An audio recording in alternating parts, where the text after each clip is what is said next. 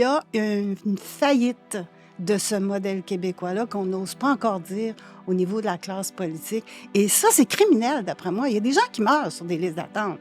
Tu sais, c'est criminel.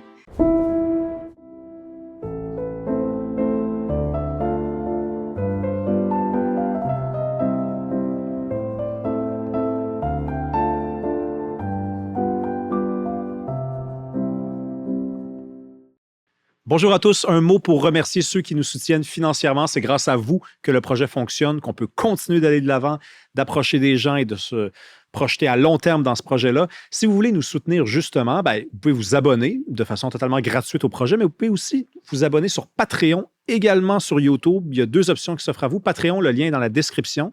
YouTube, vous allez juste en bas comme ça parce que vous êtes abonné, mais vous avez aussi rejoindre, se joindre. Vous pesez là-dessus et dans les 2 cas, ça vous donne accès aux épisodes 3 semaines d'avance sans publicité ainsi qu'à du contenu exclusif. Sinon, à mardi prochain. Merci.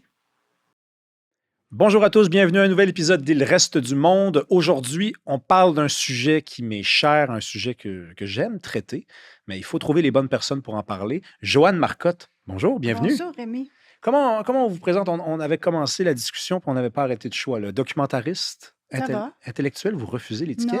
Non. Intellectuel, je sais pas, ça prend... non. Avez... je me vois plutôt comme une étudiante, quelqu'un qui essaie d'acquérir de l'information et de la rigorosité de façon un petit peu plus vulgarisée, là, tu sais. Ça, j'aime ça. J'aurais été une bonne, peut-être, journaliste. Mais non, intellectuel, c'est autre chose. Ah oui, OK. Vous êtes humble. Le sujet dont je parlais au début, c'est la droite. C'est le rapport à l'État.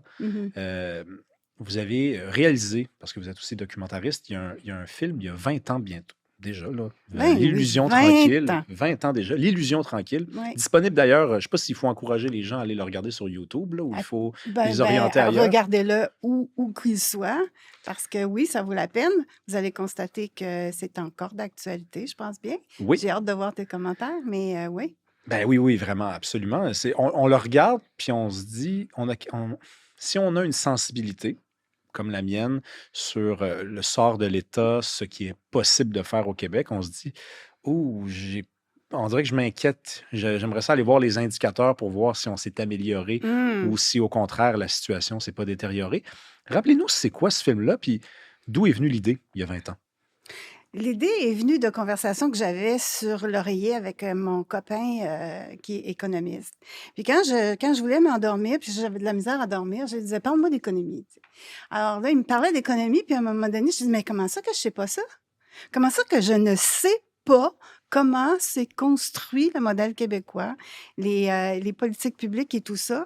Puis comment est-ce qu'il se fait qu'on me vante tant le modèle québécois si vertueux, si enrobé de solidarité sociale et tout? Puis quand on regarde les résultats, c'est pas là. Ça ne livre pas la marchandise et c'est de pire en pire. Donc, dans le temps, il y avait à la presse, pour moi, du vrai journalisme, dans le sens que tu avais des grandes pages à un moment donné, une idée, un pour, un contre, une justification, un argumentaire. Et puis, c'est là que j'ai découvert les gens que j'ai invités dans le film. Tu sais, justement, les Jean-Yves Duclos, les Régent Breton, Régent Breton qui est flamboyant, là. Il est extraordinaire. Ouais. Il est extraordinaire. On ne sait pas où il est présentement, où il est, mais ouais. Donc, oui, j'avais comme un sentiment de le dire aux gens qu'on est en train de se revoir. Je veux dire, il faut arrêter ça, il faut rééquilibrer la chose. On s'endette, on endette les futures générations aussi. Puis là, on passe les programmes un par un. Tu sais, la Régie des rentes, l'assurance médicaments, les politiques. Les garderies, les politiques familiales et tout ça. Puis on les passe une par une, ces politiques-là, pour aboutir à dire non, c'est injuste, c'est trop coûteux et c'est certainement pas solidaire dans le sens où on le pense généralement, tu sais, que les plus vulnérables sont mieux servis que la moyenne, qui n'en a pas besoin, ou encore que les riches en ont vraiment pas besoin de certains trucs. Puis là, j'étais choquée. Puis, fait que là, je cherche quelqu'un pour nous aider à financer ça. C'était impossible. Impossible, impossible. On avait cogné à un moment donné à l'Office national du film, en tout cas à Québec, dans le Vieux-Québec en bas. Et puis, on s'était fait insulter, là, vraiment. Mais vous allez pas remettre en question. Puis là, tu sais, tout le truc, tout le pataclan. Puis on était sortis de là vraiment, OK, ça va être tough. Tu sais, ça va être tough. Fait qu'on l'a financé, finalement. Puis les gens y ont participé. Les gens comme Alain Dubuc aussi, ça m'a surprise qu'ils veuillent y participer, mais il amenait vraiment des bonnes choses. L'idée du modèle québécois aussi, je pense même que ça vient de lui, cette expression-là. Donc, oui, D'ailleurs, modèle québécois, on va en parler parce que ce qui est fascinant avec l'expression, c'est qu'on ne s'interroge plus à savoir si elle a vraiment du sens aujourd'hui. Un modèle, par définition, c'est quelque chose dont on s'inspire. oui, Donc, par exemple, en mode, on met un modèle, on lui met des vêtements dessus, puis ensuite, on le regarde, puis on dit, ah, je veux ces vêtements-là, donc oui. j'achète ces vêtements-là. Dans le film, on voit bien qu'il y a peu de sociétés dans le monde qui s'inspirent du modèle québécois. Mm. En fait, on va en parler même tantôt, The Economist, la revue britannique, a planté complètement le modèle des garderies il y a à peine quelques Oui, semaines. exact. Puis la réaction au Québec de professeurs d'université, d'intellectuels, d'experts, parce qu'on vit quand même Oui, à l'ère de oui, oui. l'expertise, a été mais lourde de sens, c'est-à-dire on a des gens qui refusaient le désaccord et qui mettaient ça sur le dos de l'attaque. Donc, on veut que les femmes retournent au fourneau. Je cite à peu près Oh! l'une des expertes qui était dans le texte de la presse. Mais Hmm. la question, donc le lien du film, on va le mettre dans la description d'ailleurs, là, mais la question, je pense, qui est au cœur de ce film-là, puis qui va être au cœur de l'entretien que je veux mener avec vous aujourd'hui, c'est l'origine de ce modèle-là, d'où ça part, le modèle québécois. Puis pourquoi j'ai pas l'impression des fois, même si c'est une caricature, que ça ressemble à une sorte d'église. C'est-à-dire Ah! qu'on peut à peu près rien dire, Ben oui. à part si on veut bien Hmm. être traité Exactement. de sataniste, je sais pas trop. Là. D'où ça part, ce modèle-là? Le modèle, ben, je pense que c'était à l'époque où l'État prenait beaucoup de place pour protéger, ben, pour la survivance, en fait, de la nation francophone. Puis, ils se sont créés vraiment la façon dont Alain Dubuc l'explique, c'est vraiment ça. C'est on a remplacé, en fait, l'Église par l'État. L'Église faisait certaines choses, on a récupéré ça dans une énorme fonction publique, puis on a dit, bon, voilà, nous, notre modèle.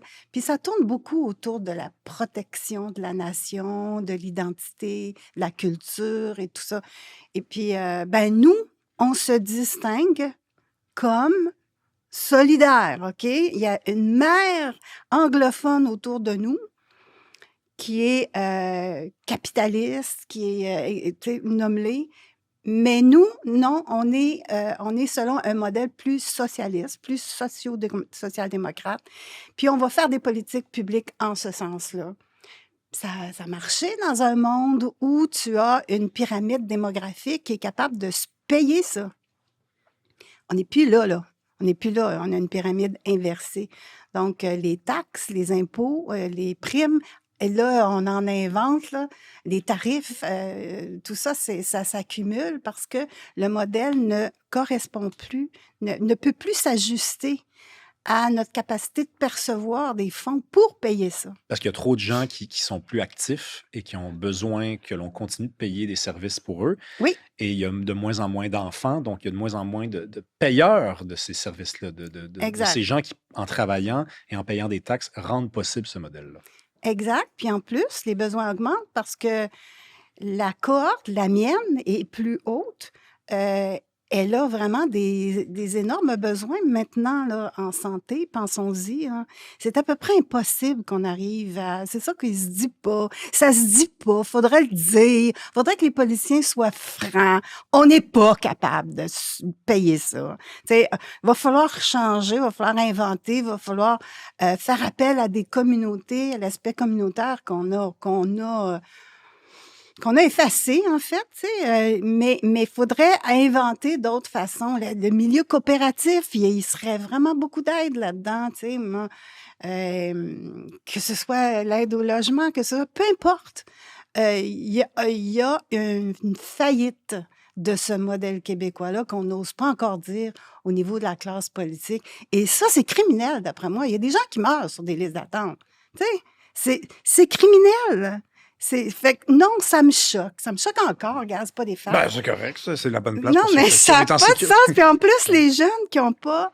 je veux dire, ça, qu'est-ce qu'on dit là? On dit présentement que cette génération-ci, la plus jeune, est la première où son niveau de vie sera moins élevé que celui de ses parents. Oui, on entend souvent ça. Il n'y a pas personne qui bouge ici, là. Tu sais, non, c'est terriblement injuste. Moi, j'ai vraiment en moi, là, puis je sais pas d'où ça vient, mais la notion de patrimoine là, que l'on laisse aux autres, aux plus jeunes, c'est solide chez nous, là. Ben, j'irais même moins loin que vous, c'est-à-dire que je reviendrai au mot solidarité. Mhm. Donc, avant même de parler de patrimoine, la solidarité, par définition, c'est d'être solidaire. Donc, les générations ne le sont peut-être plus entre elles. Donc, on a un modèle qui se dit solidaire de tous ceux qui sont en dessous du modèle et qui subissent ou aiment le modèle. On va en parler ça aussi souvent parce que la ligne est mince entre les deux. Ouais. Mais dans un monde idéal, dans un monde solidaire, on aurait une génération qui est peut-être plus proche de la vôtre que de la mienne, qui regarderait les plus jeunes et qui dirait « Ouf, là, on a bien mangé, là. On a plus faim, là. Hein? On a fait le tour du buffet 4 fois. Là, c'est de la gourmandise. Là, hein? Ouais, on s'est goinfré. C'est une belle image. Très belle image. Oui. Tu aurais été une bonne personne pour l'Illusion tranquille. Ben, ça m'aurait fait plaisir de témoigner, c'est sûr. Il y a Jean-Yves Duclos qui témoigne dans ce film-là. C'est drôle quand même, la trajectoire, parce que Jean-Yves Duclos, à l'époque, très critique du modèle des garderies, est économiste, professeur à l'université, quand même devenu ministre sous Justin Trudeau. Là. Donc, a fait partie d'un gouvernement dépensier au bout, a soutenu des politiques durant la COVID, les garderies aussi. Il a été ministre de la Famille. Ah oui, c'est pas des farces. Oui. Ce qui déplorait tant dans l'Illusion tranquille, l'espèce de supposée politique familiale universelle, les garderies à 5 $, il dénonçait ça pour toutes sortes de raisons, parce que ceux qui décidaient d'avoir des enfants et qui restaient à la maison, eux, ils payaient pour les autres. Ensuite, les plus vulnérables, parce que la politique familiale, là, ça devait vraiment aider les plus vulnérables. Je me souviens, dans le temps, c'était les familles... Les familles de classe moyenne et inférieure, tu sais, on devait s'assurer que ces jeunes-là reçoivent le plus de stimulation possible pour arriver en classe, pas formés, mais disons, tu sais, avec une certaine base, là, puis culturellement uniforme, tu sais.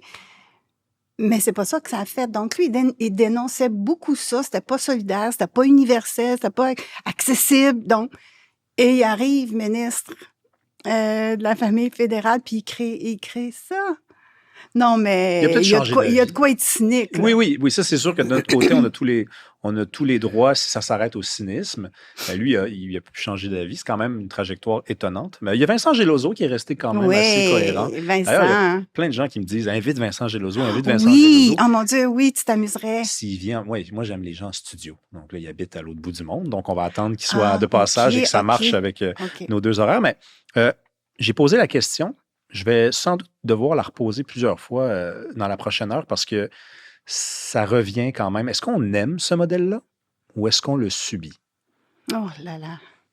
On doit l'aimer parce que étant le votant médian, le votant médian, celui qui décide des gouvernements, celui qui vote pour ce que j'appelle une redistribution de nananes, là. C'est ça. Il doit l'aimer parce qu'il vote pour ça. T'sais. Par moments, je me dis, oh non, je peux pas le blâmer parce qu'on le désinforme, on lui fait voir, on enrobe ça tellement de vertus que notre petite âme judéo-chrétienne est sollicitée, fait qu'on se dit, ouais, ça a de l'allure. Mais on n'est pas très axé résultat là, dans notre raisonnement comme société québécoise, je dirais, là, moi. Là. Les maths, les résultats, on n'est pas là. On est dans la vertu, encore une fois. Donc, probablement que le votant médian aime ce modèle puisqu'il vote pour. Il vote pour le chèque. Là. T'as un politicien qui va s'asseoir à côté de toi la veille d'une élection et dire hey, « il vote pour moi, là. » Je te oublie pas, là. J'ai un chèque de 500$, là. sais. C'est vrai que ça, c'est un fait. Là. Il y a eu des chèques qui ont fait changer de vie beaucoup de gens là, Oui, pendant une oui, élection. Mais il y a peut-être autre chose aussi. Parce qu'on va prendre certains des points qui sont soulevés dans le film, puis qui sont encore tout à fait pertinents. Là. oui, C'est la raison pour laquelle je veux qu'on reparle de ce film-là, c'est que pour moi, il aurait pu être fait hier. Là. oui, oui. Si on essaie de comprendre pourquoi, par exemple, ce modèle-là s'entête, est têtu puis fait notre affaire, c'est peut-être aussi parce qu'il y a des gens qui ne payent pas d'impôts. Oui. Non, mais c'est vrai. Parce que. Excuse-moi, je ris, là, Non, mais mais je t'écoute, là, On puis rit je pas, me dis... on rit pas d'eux. On Non, rit pas d'eux, non, non. évidemment. Mais c'est que, puisqu'il y a beaucoup de gens qui disent on paye trop d'impôts, puis on se dit comment ça se fait que des gens puissent accepter ça, ben, il faut quand même pas il faut se rappeler qu'il y en a qui n'en payent pas. En 2025, Oui. c'était entre 30 et 40 de la population québécoise qui ne payait pas d'impôts. Mhm. Puis il y a une partie d'explication qui est là. Sûrement parce que, ben oui, certainement, parce que quand tu ne paies pas pour quelque chose, c'est quoi la phrase donc? Ce qui est gratuit n'a pas de valeur. Tu sais, c'est parce que tu peux pas l'évaluer, donc c'est pas un souci pour toi. Donc oui, merci, oui, je veux ça. Je paierai pas pour, je vais faire payer les autres, mais tu sais, je veux dire, ça a l'air à marcher. Fait que donc, oui, certainement que c'est ça, parce que la notion de responsabilité fiscale, elle s'est effritée, on dirait, hein? Elle s'est vraiment effritée. Puis encore là, la courbe démographique, elle vient nous montrer il va y avoir encore moins de gens qui vont contribuer de ce côté-là. C'est sûr que tu vas me dire qu'il y a des taxes à la consommation, ce que les économistes jugent plus juste comme modèle de perception, mais il demeure que quand tu fais ton rapport d'impôt, ce que tu payes au gouvernement, tu sais, c'est un signal, là. Ben oui. C'est un signal important. Oui, je cocherais oui à ça, moi. Éric Duhem, il y a quelques années, avait été un peu dans l'embarras parce qu'il animait à la radio et au micro de Bernard Drinville, si je ne m'abuse, il avait dit « Moi, ça fonctionnerait différemment. Tu gagnes 1000 piastres, tu as 1000 droits de vote. Tu gagnes 1 million, tu as 1 million de droits de vote. » Bon. Ensuite, il s'était lancé en politique, il était passé à Tout le monde en parle, on lui avait sorti ces propos-là, il s'était défendu en disant « Je faisais de la radio, je faisais un show. » Moi, je comprends tellement son explication. Et je ne suis pas d'accord avec l'idée, évidemment, mais je comprends un peu l'esprit. C'est-à-dire que puisque tu constates, c'est encore plus fort, qu'il y a des gens qui ne payent pas d'impôts et qui profitent d'un système, pas dans le sens qu'ils en profitent de façon malicieuse, mais le système leur est offert sans qu'ils aient à débourser pour. Ben oui, pourquoi Ces gens-là, veulent pas, ils vont toujours soutenir ce projet-là. C'est là que, sur le plan démocratique, il y a au moins quelque chose comme la raison d'en discuter un peu. Bien sûr. Totalement d'accord avec toi. Oui. C'est peut-être pas... On peut pas prendre 1 million de droits de vote, 1 million de dollars de revenus, mais il y a quand même quelque chose qui est comme un peu injuste. Il y a autre chose dans le film. La dette. Ben oui. La dette, par exemple. Donc, la dette, aujourd'hui, c'est 350 milliards au Québec, à peu près. 349 milliards. Il y a un compteur, puis ça monte, puis peut-être que depuis qu'on a commencé, on a atteint le 350 milliards. Ça, rarement, on en entend parler par les syndicats, par exemple. Il y a beaucoup de gouvernements. Les partis en parlent un peu, pas tous. À gauche, on n'en parle pas beaucoup. Mais c'est pas normal, ça, que ça soit pas un sujet, en fait, que ce soit pas une variable, la dette, par exemple. Quand les syndicats en viennent à négocier des conventions collectives, à négocier le coût d'une main-d'œuvre. Absolument. Absolument. Puis comment il se fait moi, je rêve du jour où on va savoir ce qui se passe dans la grande salle où se négocie à peu près 40 du budget du Québec, tu sais, en santé, là. 40 45 même. Ouais. Je rêve du moment où on va pouvoir avoir une caméra dans cette salle-là pour m'expliquer qu'est-ce qui est si compliqué, qu'est-ce qui est si coûteux, est-ce qu'il manque de médecins? Est-ce que je peux le savoir? On ne sait plus, moi, citoyenne qui paie des impôts, je ne sais plus où est la réelle information. Puis ça, je ferais un film là-dessus, je ne saurais pas où aller chercher ça. Je te jure. C'est tellement hermétique, tellement fermé. Puis ben là, tu as des camps. Tu as des camps qui se dressent. Quand là, ça parle dans le vide de façon incessante, on perd du temps. Mais dans le fond, oui, c'est ça, c'est c'est pénible, là. Mais en fait, je me rappelle plus qui m'avait dit ça, mais on sait par exemple combien coûte à l'acte un acte en médecine au privé, Mhm, parce que c'est facile à calculer, mais on mhm, est incapable de le faire au public. On n'est mhm. pas capable. On peut estimer. Donc, ça sert en fait l'idée que le régime public est une meilleure idée parce qu'on n'a pas de chiffres à offrir. Fait que Ah, quand, mais quand ça, le débat est ouvert, le privé dit regardez ce que ça coûte, est-ce que vous faites vraiment ça moins cher? Le public répond ben, on ne peut pas le calculer. mm, Donc, on se lance pas dans ce débat-là. mm. Ce qui est pire là-dedans, Rémi, c'est que j'ai fait partie d'un comité qui s'appelle le comité sur le financement des services de santé au Québec avec Claude Castonguay. C'était au moment où le gouvernement libéral de Jean Charest avait créé ce comité-là et 3 partis participaient. Mario Dumont m'avait nommé pour être la voix de l'ADQ, si tu veux, tu sais. Puis, et la personne du département des finances, le fonctionnaire, il était vraiment fort, là. Ils sont forts en passant au ministre des Finances, au ministère des Finances, les personnes qui sont là. Ils sont très fortes. Et on avait J'espère. su que le coût de toutes les interventions, c'est connu par le gouvernement. C'est très connu. Donc, quand on dit on va, par exemple, donner une chance ou on aimerait donner une chance à des hôpitaux privés, par exemple, puis on met la faute sur le fait que, ouais, mais c'est difficile de calculer ça, là. Non, ils le savent. Ils savent très bien c'est quoi la grille des coûts pour n'importe OK. quelle chirurgie et tout ça. Donc, ça, c'est encore quelque chose qu'on nous cache, là. Qu'on nous Ben, cache. j'espère qu'ils tu sais, Ça se peut savent. pas, hein? J'espère qu'ils le savent. On se dit ça, Tu sais, moi, hein? on m'a dit ça, puis j'étais comme, c'est difficile à croire. Après, peut-être qu'on ne veut pas le dire parce qu'il y a tellement d'argent qui se perd dans la paperasse. Exact. Ouais, Mais ouais, tu sais, ouais. là, on est comme, OK, il faudrait admettre qu'il y a des étapes de trop. Fait qu'on veut pas. Fait qu'on dit qu'on Non, n'a on pas veut les pas. chiffres, mais c'est difficile à croire, effectivement, qu'on ne Alors, le sait pas. le plus gros échec, à mon avis, du gouvernement Legault, c'est d'avoir nommé Christian Dubé comme ministre des Finances, de la Santé. C'est un idéologue absolument fini, là. C'est tellement dommage, le dégât qu'il aurait fait à toutes les générations par rapport à ça, là. Puis, tantôt, tu me posais la question, est-ce qu'on le subit ou est-ce qu'on l'aime, le modèle?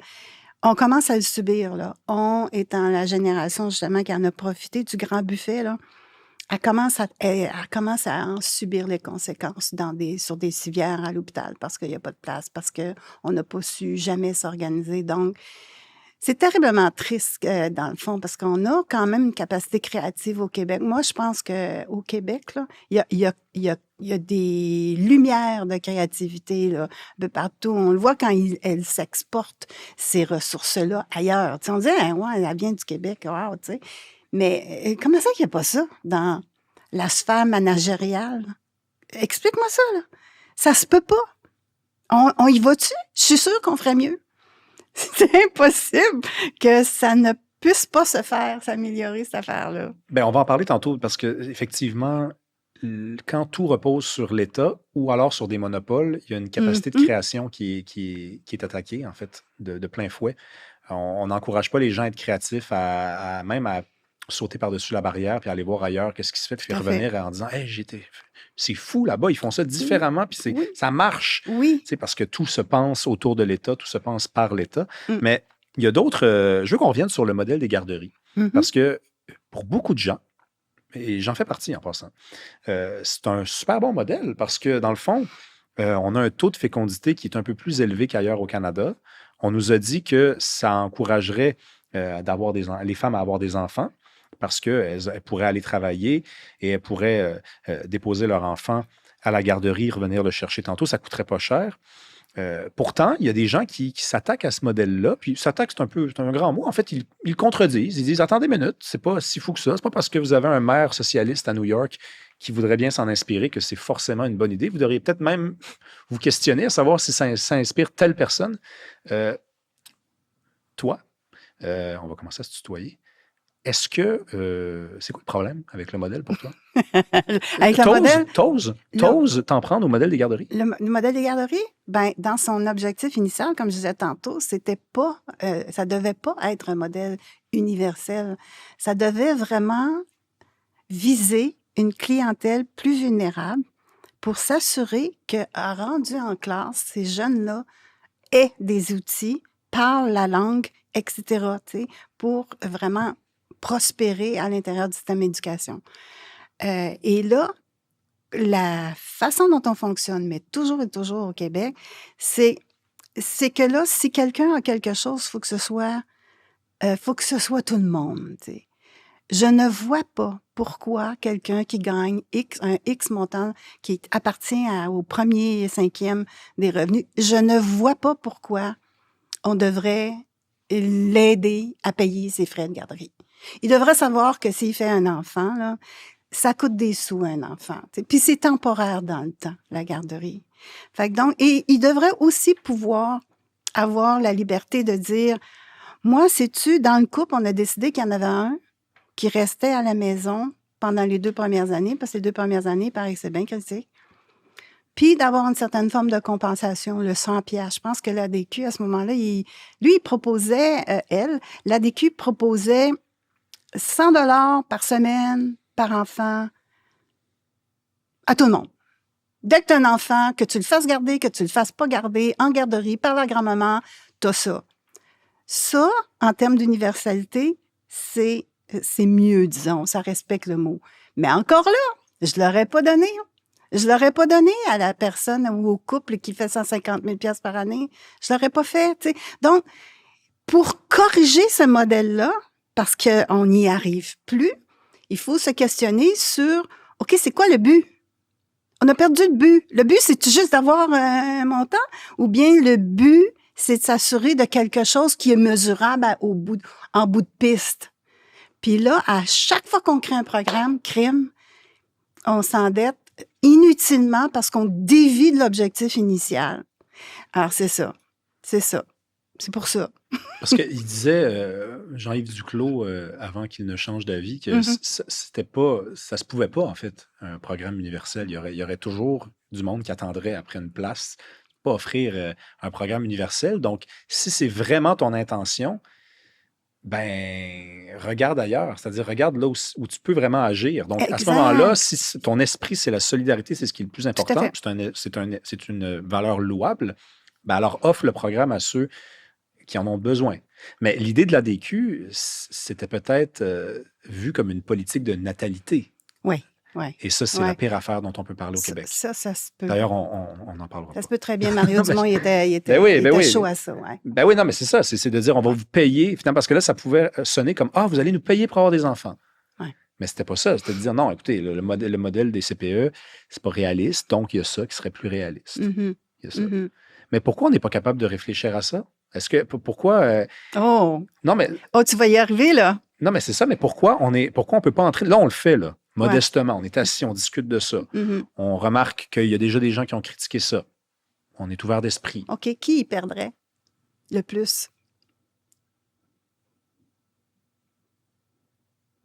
C'est qui? Ben, c'est les syndicats.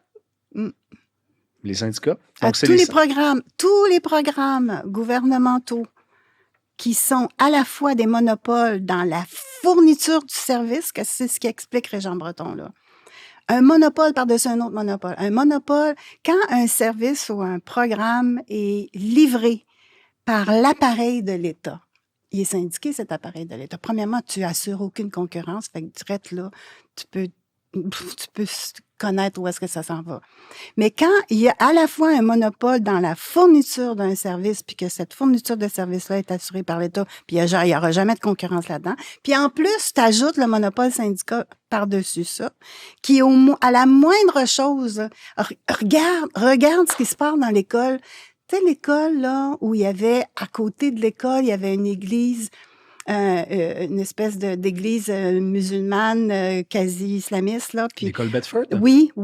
Puis là, on est gêné.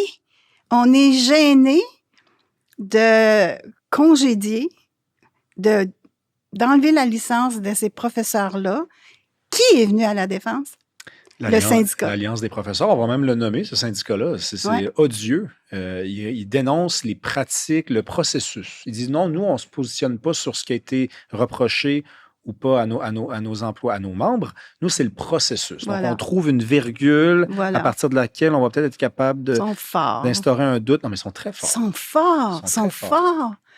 Ils sont habiles. Mais les Jésuites aussi étaient forts. Ils étaient très éduqués, les Jésuites. Oh, le beau parallèle. Oui, effectivement. Donc, oui, c'est ça. Qui y perd, dans le fond? Pourquoi on n'est pas capable de réfléchir, pour revenir à ton propos? C'est que dès qu'on se met à réfléchir, l'armée sort, toi. Et elle est bonne. Elle est excellente.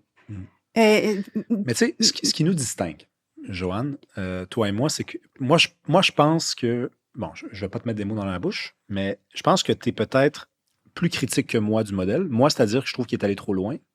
Et de toute façon, connaissant un peu le peuple québécois, je sais que c'est pas l'envers de ce modèle-là qui ferait son affaire, c'est un peu plus d'équilibre.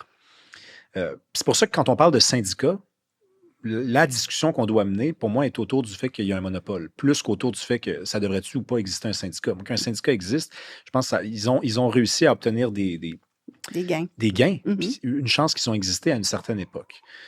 Le monopole, je t'ai posé la question à savoir pourquoi on n'ose pas réfléchir à ça. C'est là que je reviens avec la question si on aime ou on subit le modèle, parce que le monopole, ça nous amène à la question de l'œuf ou de la poule. Est-ce que c'est parce qu'il y a un monopole qu'on n'est pas capable de réfléchir à ce que ça pourrait être, une société sans monopole, ou c'est parce qu'on veut un monopole au Québec? Je rappelle quand même que la dernière manifestation que j'ai vue d'importance, c'est une manifestation pro-syndicat, pas une manifestation anti-syndicat. Tu me fais de la peine. On veut ça.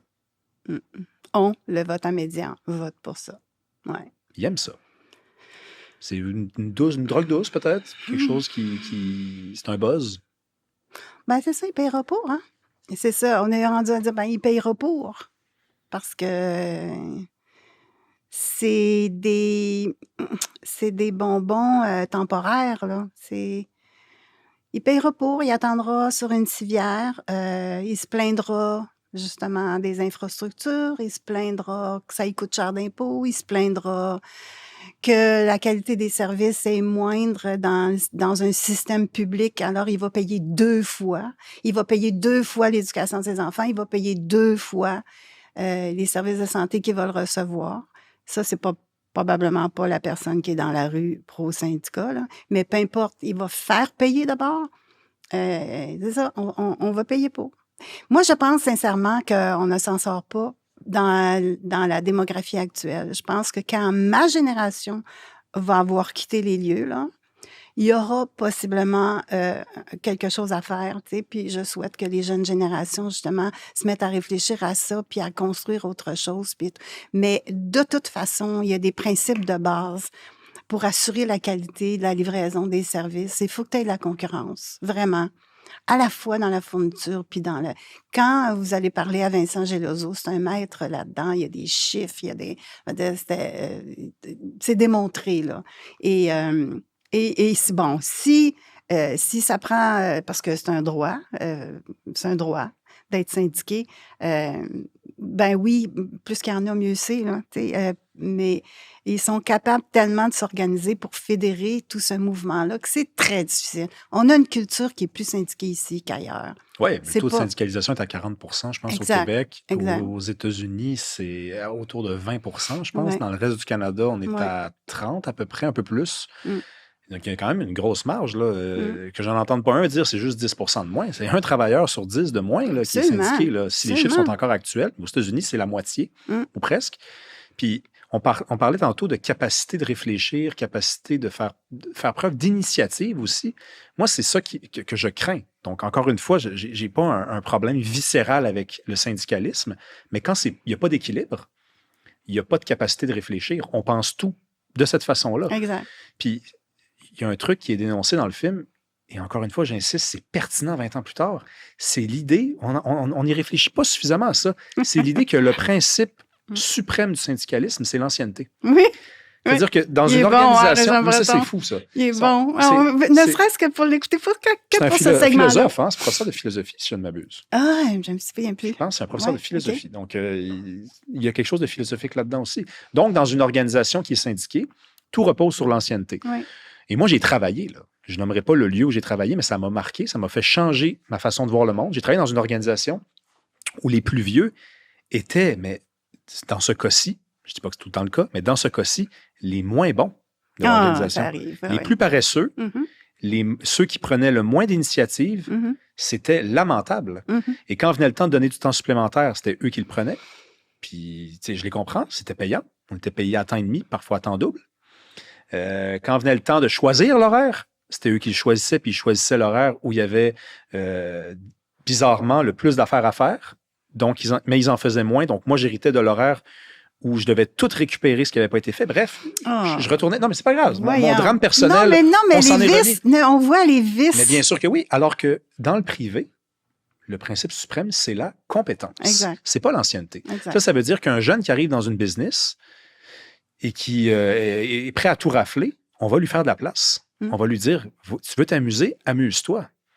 Mais dans un monde syndiqué, ultra syndiqué, c'est le monde à l'envers. Mais qui bénéficie de ça?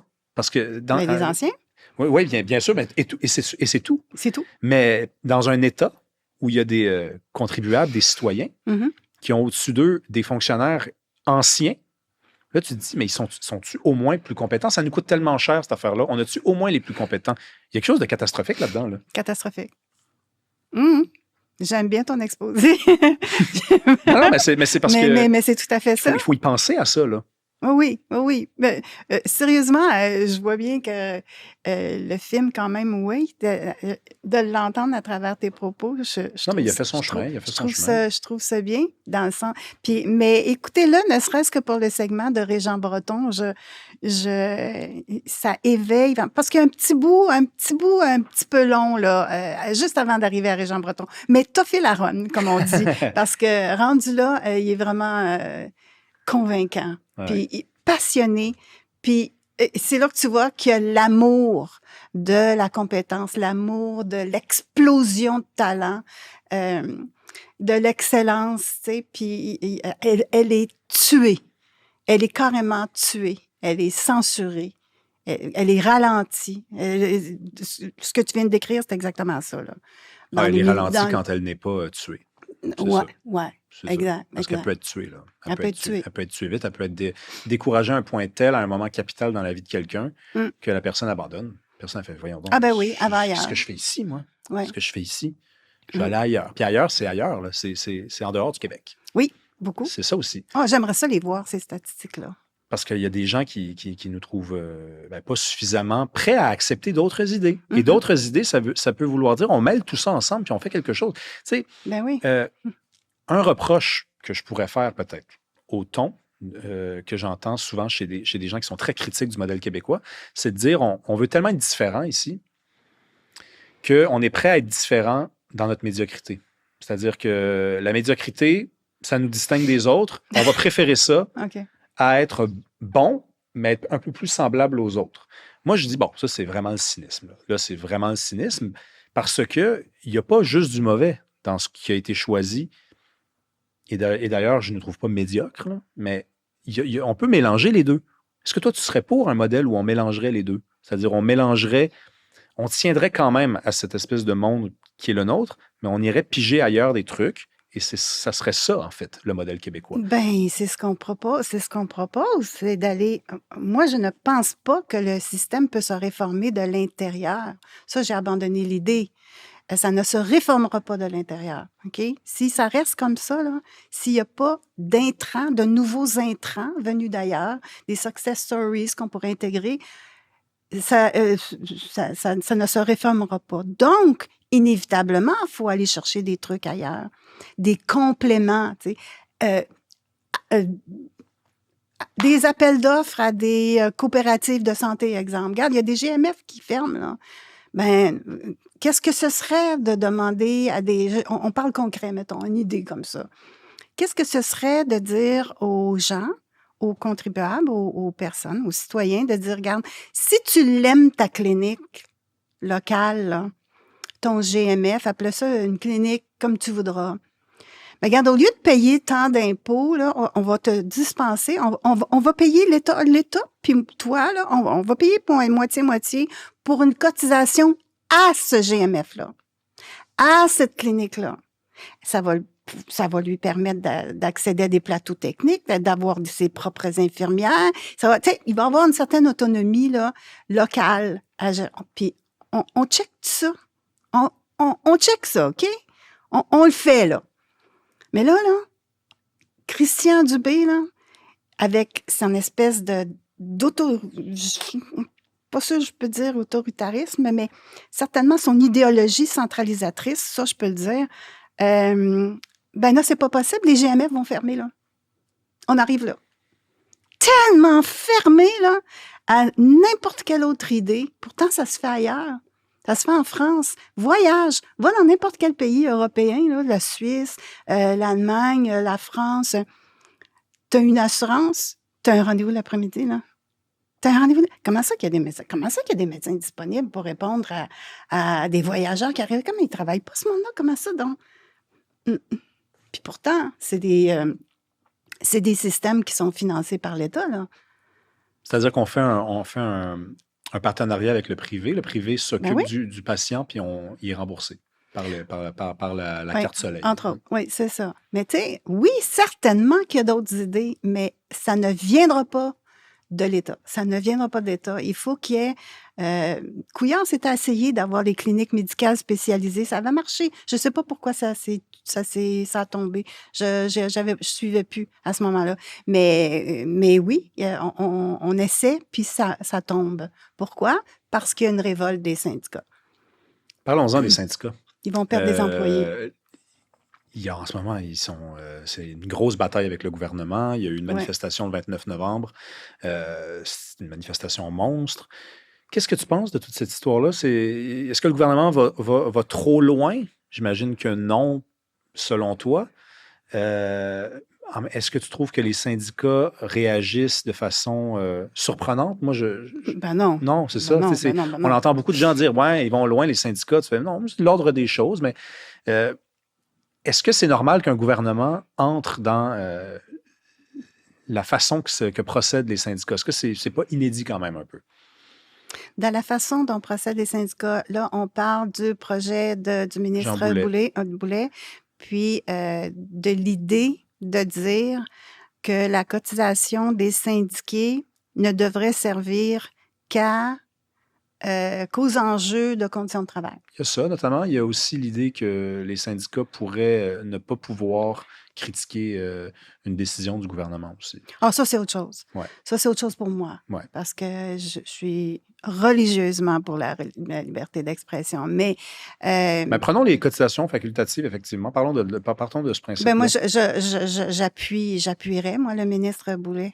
Bien sûr, parce que c'est pas le contrat. Le contrat, c'est de dire, je te donne de l'argent pour que tu t'assures que mes conditions de travail vont aller en s'améliorant et non pas autre chose. Tu sais. Puis, ils vont trop loin. Et quand les syndicats se mettent dans l'organisation du travail, ça, c'est trop. Même ça, je l'aurais enlevé, mais peu importe. Restons-en aux conditions de travail de façon générique, là. C'est correct. Mais de se transformer en mouvement politique? Oui. Ça, j'ai pas payé pour ça. J'ai pas l'impression, si j'étais syndiquée, que j'aurais payé pour ça. Parce que, justement, il y a une diversité dans les troupes syndicales, là, tu sais. C'est pas vrai que tout le monde est du même avis idéologiquement parlant, appuie le même parti, etc. Donc, où ils assurent la véritable représentation de leurs membres. Quand ils font ça, je le vois pas. Mm-hmm. Ils répondent, par contre, puis c'est pour ça, c'est même pas forcé, mais je t'avais dit que j'allais revenir souvent avec cette question-là, mais ils disent, si ça pose un problème, nos membres vont nous le dire. Ben ouais. Ils vont vous le dire quand? Ils disent, on fait des assemblées, puis ils peuvent se présenter. Bon, alors là, c'est l'autre aspect, le second aspect du projet de Jean Boulet, c'est de dire, on va regarder ça comme il faut. Le fait de dire qu'on peut... les votes secrets, on peut accréditer sans vote secret, on peut extensionner les heures de débat à des heures absolument folles, que tu te ramasses à 3 heures du matin, il reste juste les vraiment les militants purs et durs qui vont voter. Ah, ben oui, mais là, mais attends un peu, c'est démocratique. Ben oui, c'est sûr. Tu as tout fait pour avoir pas les pires, mais en tout cas les plus militants, disons. Là. Donc, ouais. Mais tu ne penses pas quand même, Joanne, que si ça dérangeait vraiment les membres, mettons, là, on parle de cette idée qu'une partie des cotisations servent à financer, par exemple, des batailles juridiques contre la loi 21, notamment à la FAE. Tu ne penses pas que si ça dérangeait vraiment les membres, ils ne le feraient pas savoir à leur patronne? On revient à la question, est-ce qu'on n'aime pas ce modèle-là ou est-ce qu'on le subit? C'est tellement une question. On parle beaucoup de ça à la maison aussi. Tu sais, c'est la faute de qui, dans le fond? C'est l'indifférence de la population par rapport à ces enjeux-là. Elle mérite-tu ce qu'elle a? Tu sais, elle mérite ça. Fait que, dans le fond, pourquoi s'en offusquer, tu sais? Pourquoi s'offusquer que les gens ripostent pas davantage, s'indignent pas davantage, prennent pas la parole davantage, appuient ceux qui les représentent vraiment? Pourquoi? Moi, je suis à l'étape, je suis découragée un peu des citoyens, OK? Je suis un petit peu découragée des citoyens, là. Je me dis, je viens de lire Beauregard, là, puis je me dis, tu sais, ouais, mais... Étienne-Alexandre Beauregard. Étienne-Alexandre Beauregard, pardon. Oui, puis je me dis, ça amène des réflexions de mon côté parce que je me dis, ouais, mais on a laissé faire ça, tu sais. On laisse faire ça. Fait que, c'est ça. Ma seule porte de sortie, c'est de dire que quand ma cohorte va être morte, peut-être qu'il y aura un renouveau, une énergie nouvelle, des gens qui vont prendre la pôle puis qui vont dire non, regarde, ça n'a pas de sens. On corrige ça, OK? On corrige ça? Mais c'est pas déjà fini, hein, je te rassure. Là. Il te reste encore de très belles années. Mais je veux dire, je comprends ce que tu veux dire, par contre. C'est de dire, c'est un combat qui risque d'être mené davantage par les plus jeunes. Ouais. Mais on ne peut pas discuter de ces questions-là si on ne fait pas l'impasse sur la question de cette indifférence-là, si on ne réussit pas à la nommer et à la comprendre. Parce que moi, je comprends les arguments des centrales syndicales de dire, mais de quoi vous vous mêlez? Si c'était un problème, on le saurait. Puis là, après, on leur répond, attendez une minute, mais vous organisez une démocratie syndicale qui fait en sorte que les gens ne peuvent pas s'exprimer.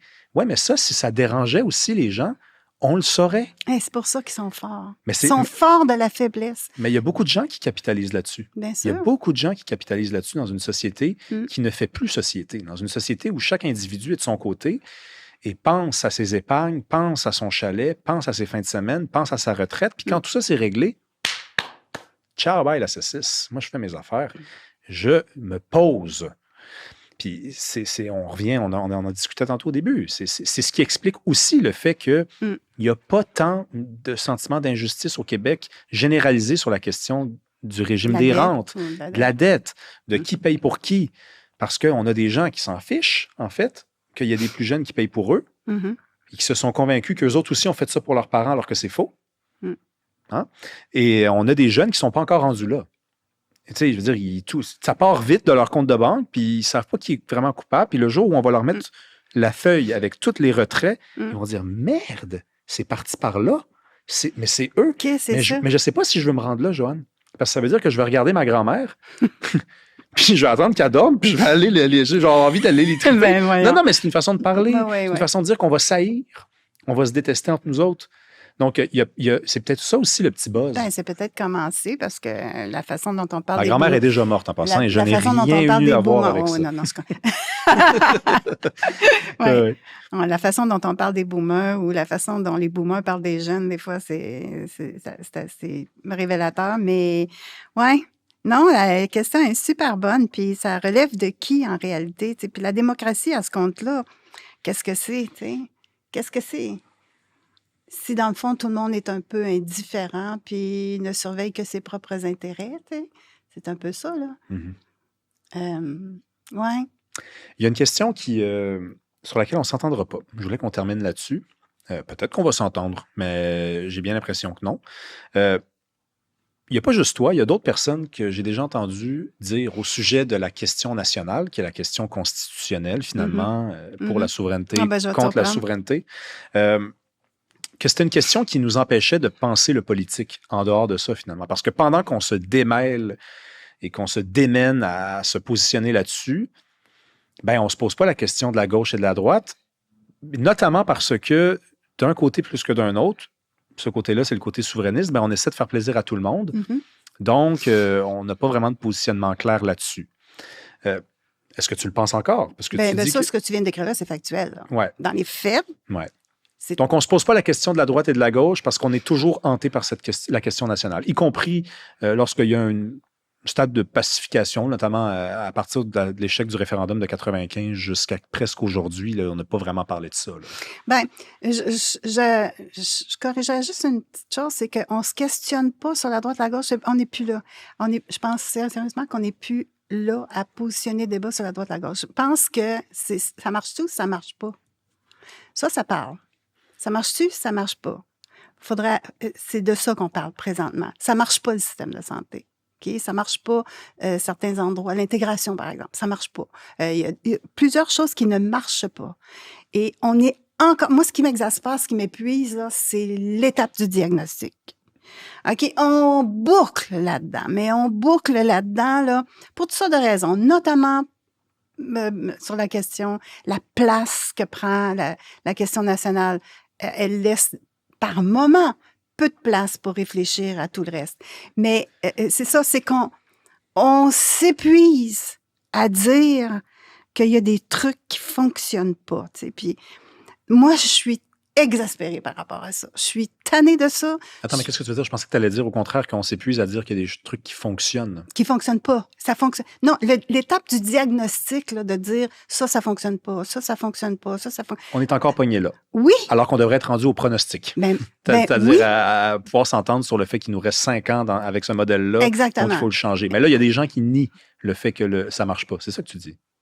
Quand tu dis qu'on est encore au diagnostic. Je pense que les gens s'avouent de plus en plus que là, on a atteint le cul-de-sac. Mais pourtant, on disait tantôt que les syndicats parlent jamais de la dette, par exemple. Non, donc, mais ça, c'est une classe à part. Ben, c'est 40% des travailleurs syndiqués. Je dis pas que 40% des gens ne parlent pas de la dette, mais c'est quand même un gros acteur au Québec là, qui ne pose pas la question de la dette. Donc, il y a quand même encore beaucoup de gens qui s'entendent pas sur le diagnostic. On est d'accord? Oui, on est d'accord. Okay. Il y en a qui l'aiment encore, le modèle québécois. Mais le fait est, c'est qu'on boucle là-dessus. Peut-être que dans le fond, ouais, c'est ça. OK, on boucle là-dessus. Donc, quand va venir une question, quand est-ce que ça va venir le temps où on va dire, OK, voici les résultats, qu'est-ce qu'on fait? L'exemple de Boulay, c'en est un. Lui, il fait quelque chose présentement. Je l'endosse. C'est un caquiste, I don't care. C'est beau, je vais l'encourager. Mais qu'est-ce qu'on fait, là, en termes de politique publique? Comment on redresse ça, tout ça? Il y a quelque chose là-dedans, là. Et le jour où la question nationale va intégrer ces trucs-là, là, ils ont peut-être des chances. Ils ont peut-être des chances. Parce que les gens, ils pensent en termes concrets. Hein? Comment ça va changer ma vie? Comment est-ce que... Et c'est ça qu'il faut leur offrir. Ce qui change présentement, c'est qu'ils attendent sur des civières. Qu'est-ce qu'on fait? Mais en même temps, on ne peut pas demander à ceux qui se posent la question nationale de se préoccuper tant que ça. Non, je reformule. On ne peut pas demander aux gens qui se préoccupent avant tout de la question nationale d'intégrer tant que ça cette notion-là parce que ça les marquerait sur l'axe. Là, tu n'aimes pas l'axe gauche-droite, mais prenons l'axe ça marche pas. Ouais. Bon, d'une part, il y a des... Ben non, ça existe des souverainistes de droite là, sur le plan économique. Là. Il y en a de plus en plus. Puis honnêtement, un reproche que je fais à certaines personnes à droite, c'est de ne pas remarquer qu'il est en train de se passer quelque chose. Là, à un moment donné, si vous êtes... Non, on le remarque. Oui, ben tant mieux. Parce que ça a commencé il y a quelques mois. Tant mieux, parfait. Mais il y a quelques mois, j'avais beaucoup de négationnistes autour de moi sur cette question-là. Là. Non, tu vas voir, ils vont reculer. Ils n'ont pas l'air de reculer tant que ça. Donc, il faut remarquer ça aussi. Mais on ne peut pas non plus... Moi, c'est ça que je pense qui nous distingue. C'est que la question nationale, elle vient avant l'autre question par définition. Parce qu'il y a une ambiguïté dans le modèle. Puis si tu changes le modèle québécois, mais que tu ne peux pas changer le modèle canadien, qu'est-ce qui arrive? T'sais? Répète ça. Si tu changes le modèle québécois, oui, mais il y a une partie du modèle qu'on dit québécois qui est le modèle canadien, finalement. C'est pas le Canada est aussi, le fédéral est impliqué dans les affaires courantes sur le plan politique du Québec aussi. Ouais. Donc, tu peux pas... Si tu avais la volonté entière et totale politique de changer le modèle québécois, de l'aligner plus à droite, là, mettons, mais il resterait quand même encore un appareil politique qui est canadien. Donc, il faut que tu règles la question nationale et ensuite, tu peux penser véritablement le politique pour la suite. C'est mon point de vue. Oui, je respecte ça. Mais est-ce que tu es d'accord? Non. Non. Je pense que je suis d'accord avec même François Legault, année 1. Il se disait, regarde, on va faire prospérer le Québec, là, puis il n'y aura plus besoin du Canada. On se séparera après. C'est faux à dire, mais il a déjà pensé de même. Puis... mais là, attention, François Legault... La clé d'une autonomie, c'est quoi dans la vie? Dans la vie personnelle, individuelle, peu importe, communauté, une société, une nation, c'est l'indépendance financière. Tu es d'accord avec ça? Donc, oui, je présume que tu es d'accord avec ça. Donc, pour assurer vraiment mon autonomie, là, il faut que je prospère personnellement. Il faut que je sois indépendante financièrement. Et je pense sérieusement que ce volet-là est sous-développé. Et quand on va entendre ça, comment faire prospérer, comment s'assurer de la prospérité du Québec, je pense que le niveau de confiance, ou en tout cas, le niveau de méfiance, je vais y aller à l'inverse, le niveau de méfiance contre le volet souverainiste va baisser. Parce que là, on va savoir, OK, ça va mener à quelque chose. Le centre-droite, la droite, les gens là, de ce côté-là, ils sont des gens, puis d'ailleurs, on peut le remarquer dans leur composition, il y a beaucoup d'informaticiens là-dedans, des actuaires, des gens qui comptent. Là. C'est des compteux, tu sais, c'est des gens axés, objectifs, résultats, coûts-bénéfices et tout ça. Si tu parles pas leur langage, c'est peut-être un conseil que je donne présentement, si tu ne parles pas leur langage, tu n'y arriveras pas parce qu'ils veulent avoir des résultats. Donc, c'est quoi le résultat du modèle québécois? On le voit. C'est quoi le résultat que tu promets ou c'est quoi les chances d'arriver au résultat que tu espères avec la souveraineté et comment ça va se...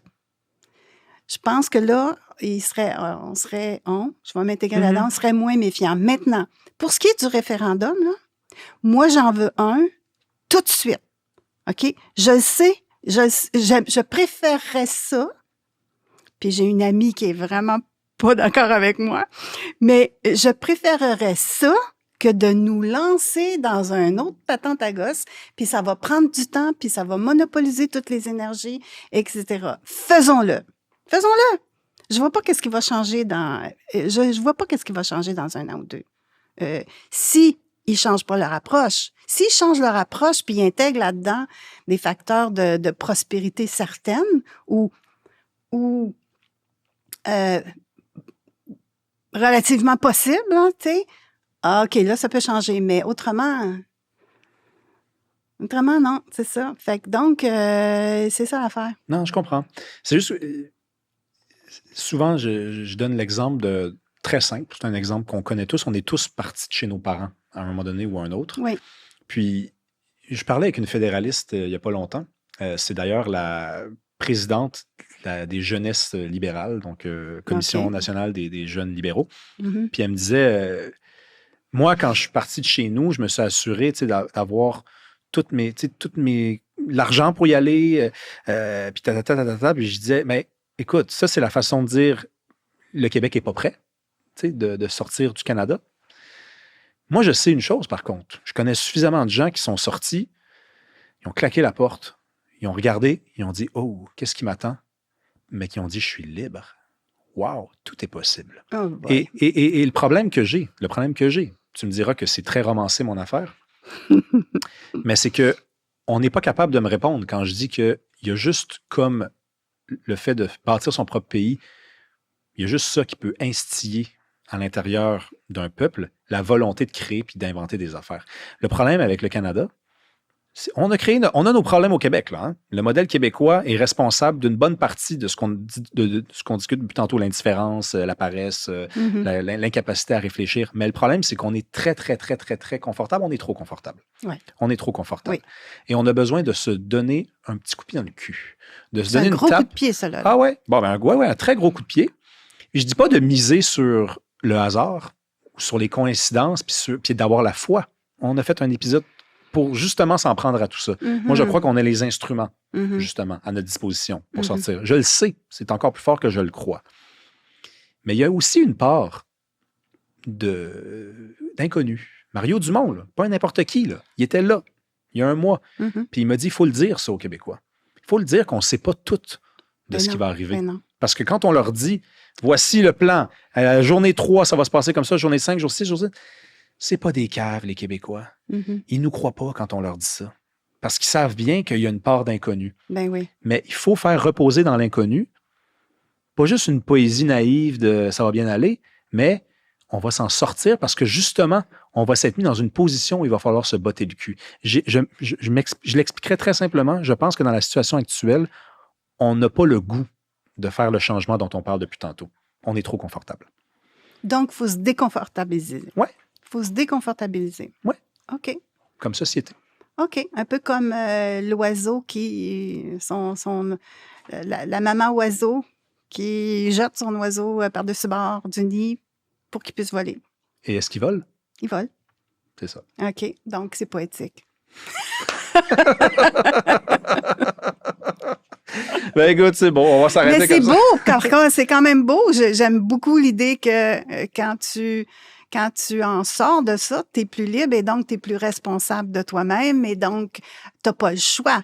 Tu n'as pas le choix. Ça, c'est un parcours qui m'attirait, mais quand je pense aux autres, c'est pas tout le monde qui peuvent embarquer dans ce bateau-là. Puis, est-ce qu'on a encore un noyau fort de créatifs? Puis peut-être.